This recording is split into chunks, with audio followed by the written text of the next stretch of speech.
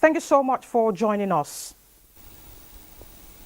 Thank you very much for having me. Thank you so much. Let's begin with the verification of Nigerians, the situation of Nigerians in the northeastern African country. What exactly can you tell us officially? First of all, what I can tell you is that we have, according to our embassy there, 5,500 Nigerians, the majority of whom are students, and obviously living in very difficult circumstances in view of the ongoing conflict there between essentially the president and the vice president of the country. One has, a rapid support force, militia group, numbering up to 100,000 people, and the other is the president, and that has the army behind him, and so it's extremely difficult, the situation in which these Nigerians find themselves. So we're working very, very hard round the clock with our embassy in Khartoum to try and evacuate those Nigerians that want to be evacuated, students and also ordinary civilians.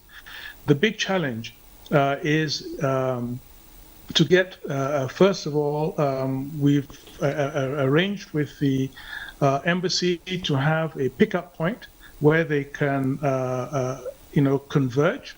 And the big challenge, of course, is to get a safe passage out of Khartoum. So the options that we have at the moment are Cairo, Port Sudan, and one of the borders with Ethiopia. And these are long, and they'll have to go by road because the airports are not really usable at the moment. So that's what we're trying to negotiate, and so we have to also get the approval and support of the government to provide security for any convoy that we set forth. Unlike other countries that have been able to evacuate their diplomats, our challenge, of course, is that yes, we want to evacuate our embassy staff, but we also have a very large number of Nigerians living in Sudan that we also want to evacuate, and we're talking about 5,000, according to our embassy.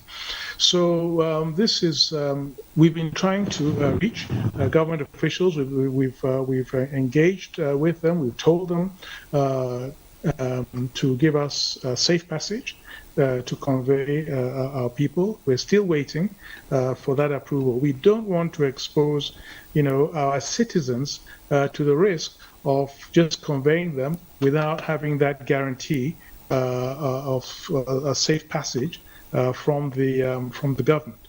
So we're still pushing ahead, trying to get this safe corridor and some guarantees from the Sudanese government. Okay. All right, you talked about evacuation and moving some Nigerians via the road.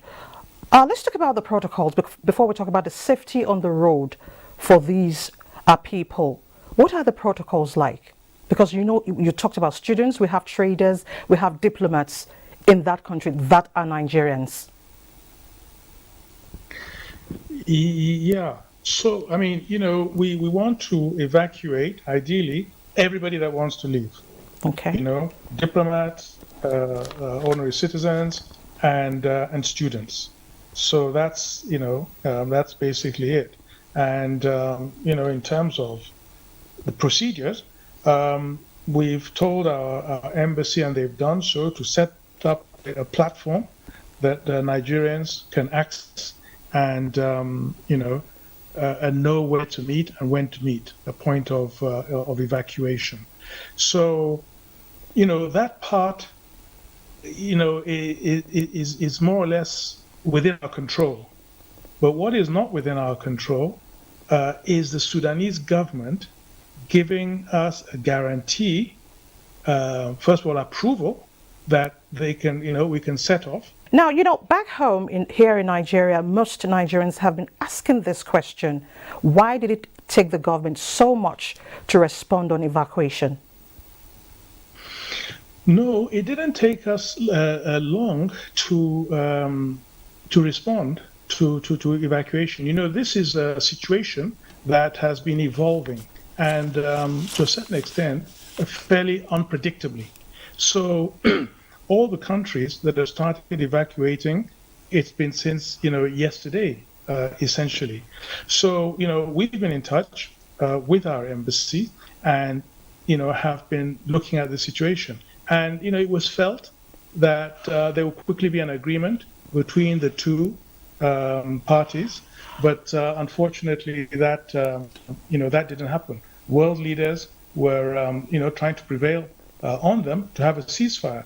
There was supposed to be a ceasefire during the Eid, and that did not hold either. So, the possibility of an evacuation has always been there. But of course, the people who are there were also hoping that things would resolve themselves fairly quickly. Okay. Now, some media reports have it that some Nigerians are actually at between the Sudanese and Ethiopian borders. Are we, as well as Chad, are we going to factor them into these evacuation windows? Well, yes.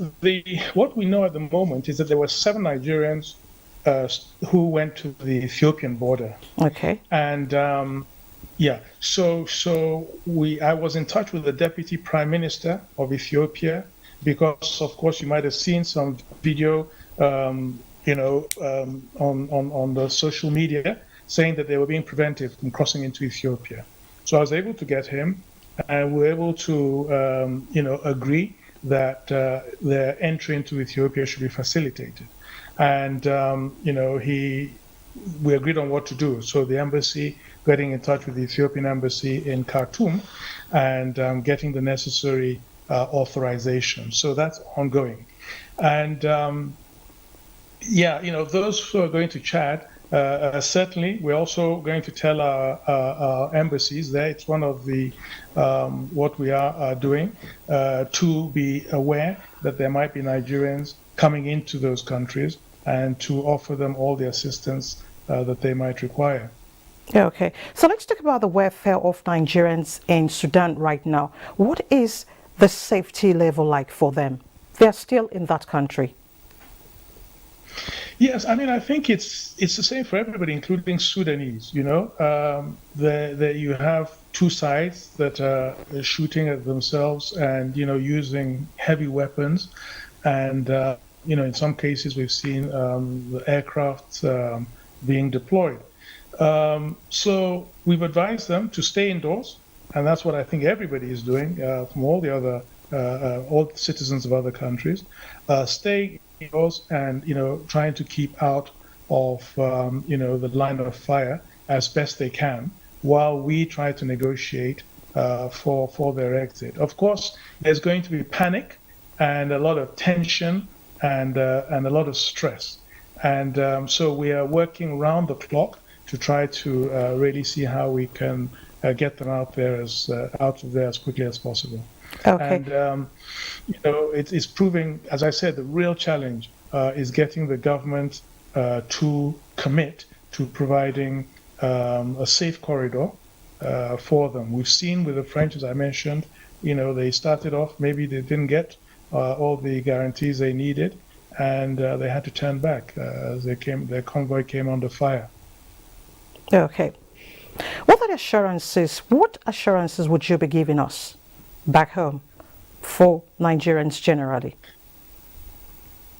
Well, that the government is doing everything possible, that we're working round the clock, we are working our telephones and really getting in touch with everybody that can be of assistance to try to achieve that objective of getting every Nigerian that wants to leave out of the country.